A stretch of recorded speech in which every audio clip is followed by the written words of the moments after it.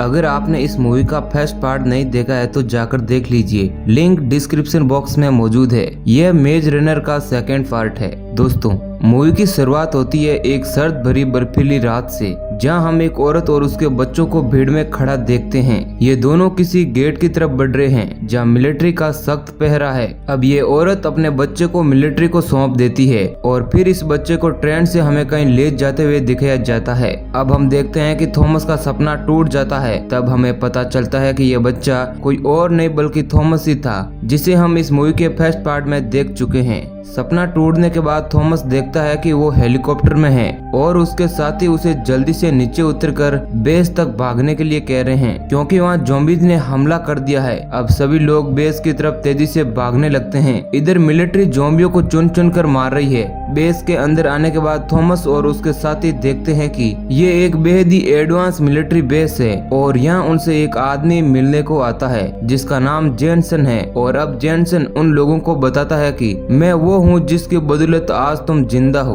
अब जेनसन सभी लोगों को बेस में घुमाता है और उन लोगों को बताता है कि वो वीकेंड को खत्म करने में लगे हुए हैं और सभी लोगों को जिंदा बचा रहे हैं। तब थॉमस पूछता है कि तुम हमारे लिए ये सब क्यों कर रहे हो? तब जेनसन कहता है कि तुम सब जिंदा हो, इसका मतलब इंसानियत के बचे रहने की उम्मीद अभी भी जिंदा है और हम इसी को बचाने में लगे हुए हैं। अब हम देखते हैं कि बेस में सभी लोगों के ब्लड टेस्ट होते हैं और उन्हें कुछ लिक्विड न्यूट्रिशन भी दिया जाता है। तभी वहाँ पर कॉरफोर्ड नाम की एक लेडी डॉक्टर आती है जो कि सीधा टेरेसा के पास जाती है और उससे अकेले में बात करने लगती है। थॉमस उन्हें दूर से देखता है मगर उसे अभी कुछ भी समझ नहीं आ रहा था। अब नेक्स्ट सीन में हम देखते हैं कि थॉमस और उसके सभी साथियों को दूसरे बच्चों के साथ एक हॉल में खाना खाने के लिए छोड़ दिया जाता है। यहाँ पर थॉमस दो लोगों से बात करता है और वो लोग उसे बताते हैं कि यहाँ सभी लोग 2-4 दिन पहले ही आए हैं। यहाँ बस एक एरिस नाम का लड़का है जो 7 दिन पहले से यहाँ पर मौजूद है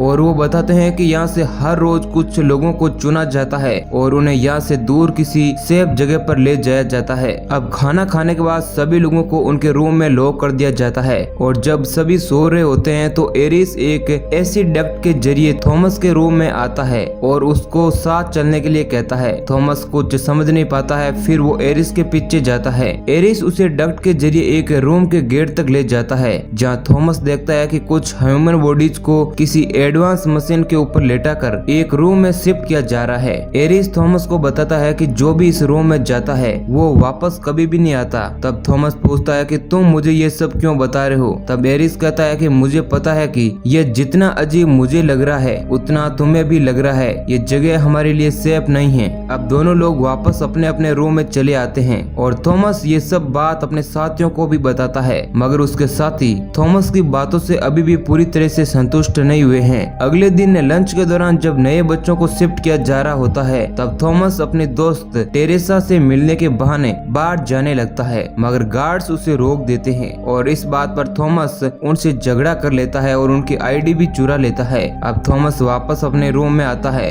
और तभी वहाँ डक्ट से एरिस भी आ जाता है। अब थॉमस अपने साथियों से कहता है कि कुछ टाइम तुम संभाल लो, हो सकता है मैं गलत हूँ मगर इस बात का पता लगाकर मैं जल्दी वापस लौटूंगा। अब दोनों लोग डक्ट से रिसर्च रूम में पहुंच जाते हैं और फिर वहाँ गार्ड की आईडी के थ्रू वो दोनों अंदर भी चले जाते हैं। अंदर जाने के बाद थॉमस अंदर की चीजों को देखकर बहुत ही हैरान होता है। यहाँ थॉमस को पहले वो क्रीचर्स दिखते हैं जो कि मेज में रात में शिकार किया करते थे और इन क्रीचर्स को ट्यूब्स वाली टेक्नोलॉजी के जरिए बनाया जा रहा होता है। आगे बढ़ने पे दोनों लोगों को वो लोग दिखते हैं जिन्हें कुछ दिन पहले ही ग्रुप से अलग किया गया था। ये लोग छत से लटके हुए थे और इन्हें किसी एडवांस मशीन से कनेक्ट किया हुआ है जो कि ट्यूब्स के जरिए इनके सिर से किसी तरह का लिक्विड निकाल रहे हैं। अब दोनों लोग ये तो समझ जाते हैं कि जो भी ये हो रहा है वो उनके लिए अच्छा नहीं है। तभी वहाँ पर जेनसन एक गार्ड के साथ रूम में आ जाता है। थॉमस और एरिस उसे देखकर छुप जाते हैं। जेनसन या वीडियो कॉल के जरिए अपनी सीनियर डॉक्टर पेज से फोन पर बात कर रहा था मगर जब थॉमस डॉक्टर पेज को देखता है तो उसे याद आता है कि ये तो वही डॉक्टर है जो कि उसके सपनों में धुंधली यादों में दिखाई देती है। डॉक्टर पेज जेनसन जेनसन से कहती है कि हमें क्योर को ढूंढने की रफ्तार बढ़ानी होगी, सभी बच्चों पर टेस्ट शुरू कर दो। जेनसन कहता है कि इतना जल्दी नहीं हो सकता है, हम कोशिश कर रहे हैं, मगर डॉक्टर पेज उसकी बात नहीं सुनती है और कहती है कि ये स्पीड काफी नहीं है, हमें और रफ्तार बढ़ानी होगी। अब डॉक्टर पेज एक रिबेलियन ग्रुप राइट आर्म के बारे में पूछती है, तब जेनसन बताता है कि हम लोग उसे खत्म करने में लगे हुए हैं। डॉक्टर पेज कहती है कि तुम जल्दी करो क्योंकि हाल ही में हमारे 2 ठिकानों को उन लोगों ने तबाह कर दिया है। और फिर वो बताती है कि कल मैं तुमसे मिलने भी आ रही हूँ। अब हम आगे देखते हैं कि थॉमस जल्दी से रूम में आता है और अपने साथियों को बताता है कि हम इस जगह पर सेफ नहीं है, ये वीकेंड ही है। दूसरी तरफ हम देखते हैं कि जेनसन अपनी टीम के साथ थॉमस की रूम की तरफ बढ़ रहा होता है क्योंकि आज वो इन्हीं लोगों पर एक्सपेरिमेंट करने वाला होता है। मगर उसके रूम तक पहुंचने से पहले ये सभी लड़के एसिड डक्ट के जरिए वहां से भाग जाते हैं और जहां से वो लोग निकलते हैं वो किसी अंडरग्राउंड सुनसान गैलरी होती है। एरिस को कुछ काम होता है तो वो कहता है कि तुम लोग चलो, मैं बाद में मिलता हूँ। अब सभी लड़के आगे बढ़ते हैं और उन्हें डॉक्टर कॉरफोर्ड मिल जाती है जिसे वो अपना बंदी बना लेते हैं और उसी की मदद से थॉमस अपने दोस्त टेरेसा को ढूंढता है और फिर टेरेसा के मिलते ही सभी वहां से निकलने लगते हैं। मगर एग्जिट गेट पर जाकर वो लोग फंस जाते हैं क्योंकि गार्ड का कार्ड वहां पर काम नहीं कर रहा होता है। अब दूसरी तरफ से जेनसन गार्ड्स के साथ वहां पर आ जाता है और थॉमस को कहता है कि बाहर जाने के बारे में तुम लोग मत सोचो क्योंकि मेज में तो तुम लोग बच गए, मगर स्क्रोच में तुम्हारे बचने के कोई भी चांस नहीं है। तभी एरिस गेट को दूसरी तरफ से खोल देता है और सभी लोगों को बाहर निकाल लेता है। अब सभी लोग बेस के बाहर का नजारा देखते हैं जहाँ रेतीले तूफान की वजह से कुछ भी नहीं दिख रहा है। सभी लड़के तूफान में भागते भागते एक टूटी हुई पुरानी बिल्डिंग तक पहुंच जाते हैं जो कि अब रेत में डूब चुकी है। सभी लड़के उस बिल्डिंग में चले जाते हैं और फिर एक जगह पर रुककर सभी थॉमस से कहते हैं कि अब हमें पूरी बात बताओ कि तुमने वहाँ पर क्या क्या देखा। फिर थॉमस बताता है कि जिन लोगों को वो लोग चुनकर ले जा रहे हैं वीकेंड के साइंटिस्ट उन पे कुछ एक्सपेरिमेंट करते हैं और उनके दिमाग से किसी तरह का एंजाइम निकालकर दवाई बना रहे हैं जो कि ज़ॉम्बी वायरस से लड़ने में काम आती है और ये एंजाइम हमारे अंदर भी है, इसलिए उन लोगों को हमारी जरूरत है। तभी न्यूट पूछता है कि अब आगे का प्लान क्या है, हमें कहाँ जाना है। तब थॉमस कहता है कि मैंने उनकी मीटिंग में किसी राइट आर्म आर्मी के बारे में सुना है जो कि वीकेंड के खिलाफ लड़ रही है, मगर वो अब इस शहर के दूसरी तरफ वाले पहाड़ पर रहते हैं और हमें वहाँ तक जाना होगा। जिसके बाद अब सभी लड़के अलग अलग होकर बिल्डिंग का मुआयना करने लगते हैं और अपने काम की चीजों को ढूंढने लगते हैं। इस खोजबीन के दौरान मिन्नो को एक जनरेटर मिलता है और जब वो उसे ऑन करता है तो बिल्डिंग के कुछ हिस्सों में लाइट आ जाती है, मगर लाइट के आने के बाद वहाँ पर ज़ॉम्बी इकट्ठा होना शुरू हो जाते हैं। अब सभी लड़के अपनी जान बचाने के लिए पूरी तरीके से बिल्डिंग में इधर उधर भागते हैं और ये सब कुछ बहुत ही खतरनाक होता है। इस दौरान ग्रुप के एक साथी विंस्टन को एक ज़ॉम्बी घायल कर देता है, लेकिन फिर भी विंस्टन किसी तरह अपने आप को बचाते हुए बाकी लोगों के पास आ जाता है। अब सभी लोग एक जगह पर छुप जाते हैं। सुबह होने पर वो देखते हैं कि उनके आसपास कोई भी ज़ॉम्बी नहीं है, जिसके बाद वो सभी लोग पहाड़ी की ओर अपना सपोर्ट शुरू कर देते हैं। मगर इस सफर के दौरान विंस्टन की हालत एकदम से खराब हो जाती है क्योंकि उसे पिछली रात ज़ॉम्बी ने काटा था और वो अपने दोस्तों से कहता है कि मैं उन ज़ॉम्बीज की तरह नहीं बनना चाहता, इसलिए तुम मुझे एक गन दे दो और मुझे यहाँ पर अकेला छोड़ दो। जिसके बाद न्यूट उसे अपनी गन दे देता है और सभी लोग आगे बढ़ जाते हैं। अब नेक्स्ट सीन में हम देखते हैं कि सभी लोगों ने एक जगह रात बिताने का इंतजाम कर लिया है। अब मिन्नो पूछता है कि वायरस का हमारे इम्यून पर असर कैसे नहीं हुआ। तब टेरेसा कहती है कि शायद हम सबके इम्यून पूरी तरीके से कामयाब है, फिर भी हम सबको ये मान के चलना होगा कि हम लोग भी उस वायरस से इन्फेक्टेड हो सकते हैं। अब हम आगे देखते हैं कि वो सभी लोग पूरा दिन चलते हुए अपना सफर तय करते हैं और उनके पास अब पीने का पानी भी खत्म हो चुका है, लेकिन अब वो सभी लोग पहाड़ से कुछ ही किलोमीटर दूर होते हैं। तो शाम के वक्त वो सब उसी जगह पर कुछ देर आराम करने के लिए रुकते हैं। तभी वहाँ पर थॉमस को कुछ दूरी पर लाइट जलती हुई दिखाई देती है और वो समझ जाता है कि मंजिल ज्यादा दूर नहीं है। सभी लोग लाइट की तरफ बढ़ने लगते हैं। तभी वहाँ पर पीछे से बहुत ही भयानक तूफान आ जाता है जिसमें सैकड़ों की संख्या में बिजली गिर रही होती है और अब सभी लोग वहाँ से तेजी से भागना शुरू कर देते हैं और मंजिल तक पहुँचने से कुछ ही दूरी पहले मिन्नो पर एक बिजली गिर जाती है जिसकी वजह से वह घायल हो जाता है, मगर थॉमस उसे नहीं छोड़ता है। वो अपने कुछ कुछ साथियों को बुलाता है और उसे उठाकर बिल्डिंग की ओर बढ़ने लगता है। अब काफी मशक्कत के बाद वो सभी लोग बिल्डिंग के अंदर आ जाते हैं। बिल्डिंग के अंदर बिल्कुल ही अंधेरा था, कुछ भी साफ नहीं दिख रहा होता है। जब टेरेसा अपने कुछ कदम आगे बढ़ाती है तो एक ज़ॉम्बी उस पर अटैक करने की कोशिश करता है, मगर वो उसे छू नहीं पाता क्योंकि वो एक चैन से बंधा हुआ था। और फिर वहाँ एक के बाद एक कई सारे ज़ॉम्बी आते जाते हैं और वो सभी चैन से बंधे हुए थे। अब वहाँ पर ब्रेंडा नाम की एक लड़की आती है और वो इन सब को वहाँ से ले जाती है। थॉमस पूछता है कि तुम हमें कहाँ ले जा रही हो? तब ब्रेंडा कहती है कि जॉर्ज के पास, जो यहाँ का मालिक है, वही फैसला करेगा कि तुम यहाँ पर रहोगे या फिर नहीं। अब हम जॉर्ज को देखते हैं जो कि रेडियो सिग्नल के जरिए कुछ बातें सुनने की कोशिश कर रहा होता है और तभी वहाँ पर ब्रेंडा सभी को उससे मिलवाती है। जॉर्ज उन लोगों से 3 सवाल पूछता है, वो ये कि तुम सब कहां से आए हो और कहां जा रहे हो और तुमसे मुझे क्या फायदा है। तब थॉमस बताता है कि वो राइट आर्म आर्मी को ढूंढ रहा है, मगर कहां से आया है वो नहीं बता सकता। तभी ब्रेंडा थॉमस के गर्दन पर बने टैग को देख लेती है और उसे स्कैन कर बता देती है कि ये वीकेंड से आया है। तब जॉर्ज कहता है कि तुम मेरे लिए फायदे का सौदा साबित हो सकते हो। जिसके बाद जॉर्ज उन सबको बंदी बनाकर उल्टा लटका देता है और फिर रात में जब कोई नहीं होता है तो जॉर्ज उनसे मिलने आता है। जॉर्ज उनसे पूछता है कि राइट आर्म के बारे में तुम लोगों को कैसे पता है। तब थॉमस कहता है कि बस हम इतना ही जानते हैं कि वो लोग पहाड़ी में कहीं छुपे हुए हैं। जॉर्ज कहता है कि मैं कई दफा उनकी आवाज रेडियो पर सुन चुका हूँ, वो लोग हम तक पहुँच सकते हैं। मगर तभी जॉर्ज का एक साथी वहाँ पर आ जाता है और जॉर्ज भी वहाँ से चला जाता है। जॉर्ज अंदर जाकर अपना सारा सामान पे करता है और ब्रेंडा को भी अपना सामान पे करने के लिए कहता है। जॉर्ज ब्रेंडा से कहता है कि हमें यहाँ पर रुककर कोई भी फायदा नहीं होने वाला है और राइट आर्म आर्मी को वायरस का इलाज भी मिल गया है, हमें उनके पास जाना चाहिए, वहीं पर हम महफूज रहेंगे और ये सभी लड़के हम लोगों को उन तक पहुंचाएंगे। तभी वहाँ पर वीकेंड की आर्मी आ जाती है।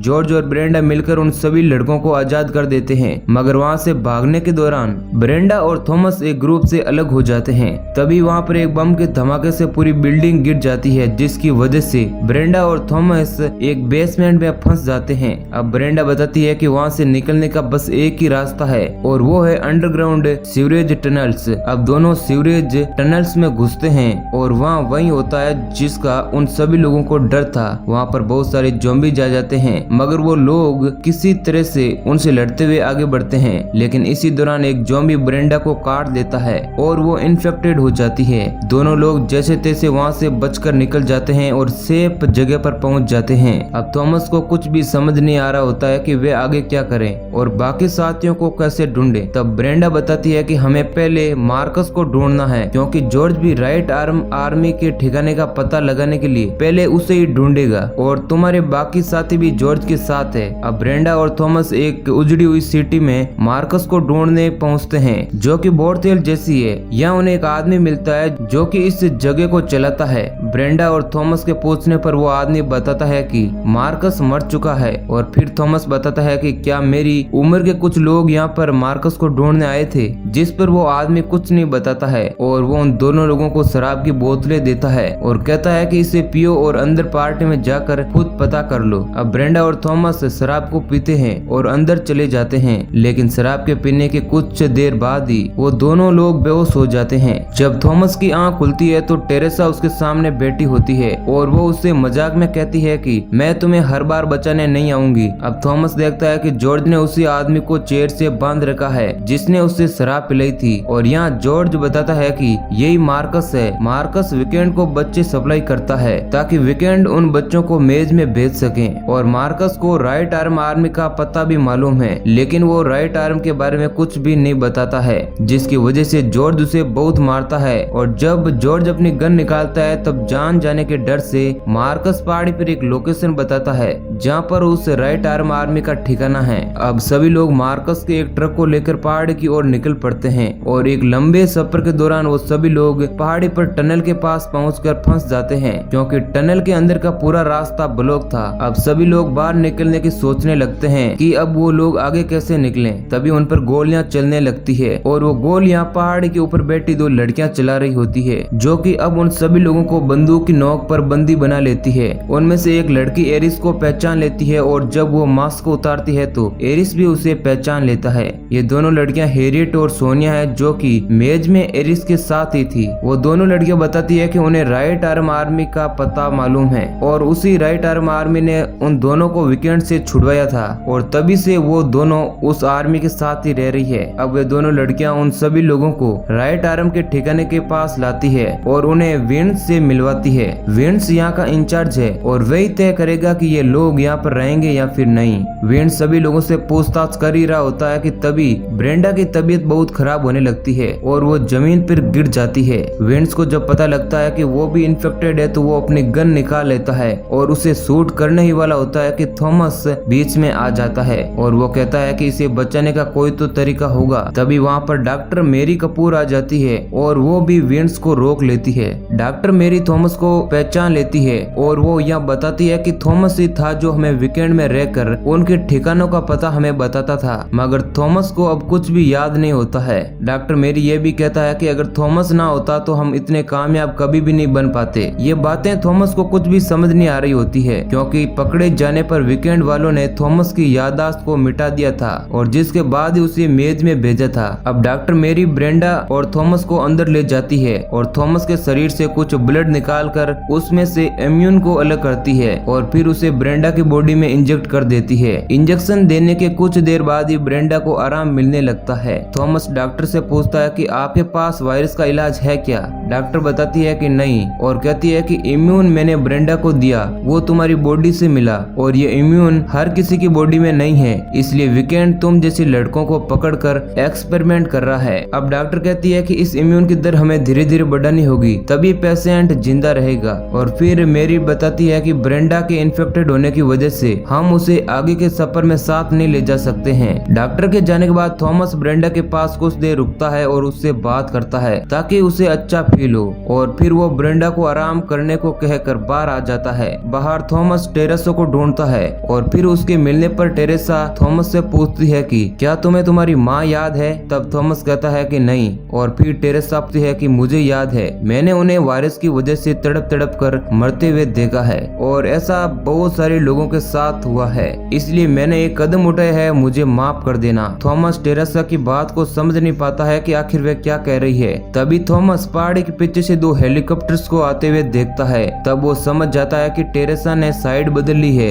और वो वीकेंड के साथ हो गई है। थॉमस टेरेसा को गुस्से से देखता है मगर उससे पहले कि वे कुछ कर पाता वो हेलीकॉप्टर्स वहाँ पर आ जाते हैं। अब थॉमस अपनी टीम को बचाने के लिए कैंप की ओर भागता है मगर उसके वहाँ तक पहुँचने से पहले ही वीकेंड कैंप पर हमला कर देता है और सब कुछ तबाह कर देता है और सभी लोगों को बंदी बना लेता है। अब थॉमस उन लोगों से छुपकर कैंप में जाता है तो उसे ब्रेंडा और जॉर्ज मिलते हैं। वो थॉमस से कहते हैं कि हम लोग उन लोगों को नहीं बचा सकते हैं, हमें यहाँ से निकलना होगा, मगर थॉमस उनकी बात नहीं मानता है और उनको कहता है कि मैं अकेला ही उन लोगों को छुड़वाने जाऊंगा, तुम लोग जाना चाहो तो जा सकते हो। अब ब्रेंडा और जॉर्ज को वहाँ से भगाने के बाद थॉमस एक प्लान बनाता है और वो एक बम अपने जैकेट में छुपाकर वीकेंड के पास जाता है और जेनसन से मिलता है। जेनसन जब थॉमस को देखता है तो उसे बहुत गुस्सा आता है और उसे भी बाकियों की तरह लाइन में बैठा देता है। अब जब सब कुछ वीकेंड के कंट्रोल में होता है तो जेनसन कहता है कि वो आ सकती है। तब हम देखते हैं कि वीकेंड की हेड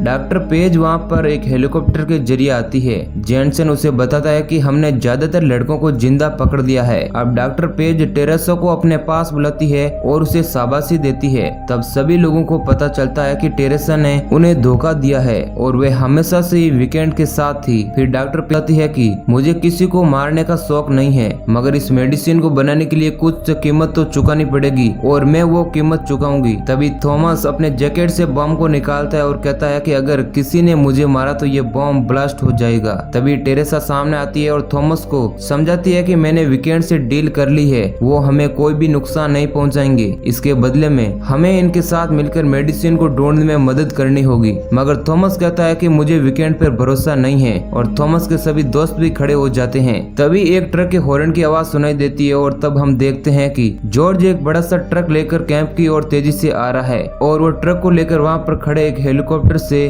टकरा देता है और जिसके बाद एक बड़ा धमाका होता है और सब कुछ इधर उधर बिखर जाता है। मौका देकर राइट आर्म आर्मी वापस वीकेंड के साथ लड़ाई शुरू कर देती है और इस बार राइट आर्म आर्मी जीत जाती है मगर वीकेंड की टीम वहाँ से कुछ लड़कों को उठाकर ले जाने में कामयाब हो जाती है और इनमें से थॉमस का एक खास दोस्त मिनो भी होता है। अब अगली सुबह हम देखते हैं कि सभी बचे हुए लोग अपना बच्चा कुचा सामान जुटाने में लगे हुए हैं और थॉमस अपना सामान बांधकर वापस वीकेंड जाने की तैयारी करता है ताकि वो अपने दोस्त मिनो को छुड़ा सकें। लेकिन बाकी लोग उसे मना कर देते हैं और वो कहते हैं कि यह एक सुसाइड मिशन है, मगर थॉमस कहता है कि इस लड़ाई में चाहे मुझे कुछ भी हो जाए मैं अपने दोस्त को छुड़वाऊंगा। जिसके बाद कुछ और लोग भी थॉमस के साथ चलने को राजी हो जाते हैं और यहीं पर हमारी मूवी समाप्त हो जाती है। वीडियो को अंत तक देखने के लिए आपका बहुत बहुत शुक्रिया।